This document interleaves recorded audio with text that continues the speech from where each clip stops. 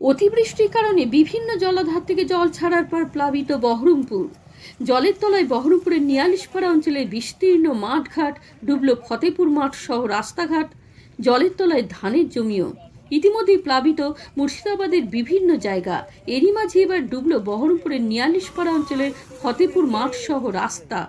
কার্যত জলের তলায় সমস্ত ধানের জমি। ফতেপুর বহরা গ্রাম থেকে জাতীয় সড়ক সংযোগকারী গ্রামীণ ঢালাই রাস্তার বেশিরভাগ অংশ জলের তলায়। জল বেয়েই দুর্ভোগের মধ্যে রাস্তা দিয়ে চলাফেরা করতে হচ্ছে স্থানীয় মানুষ সহ চাষিদেরও। স্থানীয় সূত্রে আরও খবর, এই অঞ্চলের খিলির মাঠ, ভীমপুরের মাঠ, লক্ষণপুরের মাঠ সহ বিভিন্ন জায়গা ইতিমধ্যে জলের তলায় ধানের জমিও। আর সেই ধানের জমি জলমগ্ন হতেই মাথায় হাত চাষিদের। বিস্তীর্ণ এলাকা জুড়ে শুধু হাহাকারের ছবি। আজকে মোটামুটি ধরো কাল থেকে রাত্রে জল। এখন কতটা জল? এখন এক মেলা এলাকায় কতটা জমি জায়গায় ডুবেছে?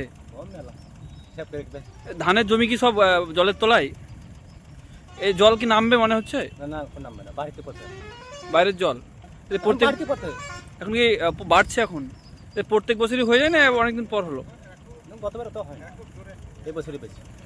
তার এলাকায় যত চাষের জমি ছিল সব কি জলের তলায় এখন? এখন সব জল তলায়। রাস্তাটা কম বেশি পুরোটাই ডুবে গেছে নাকি? পুরো ডুবে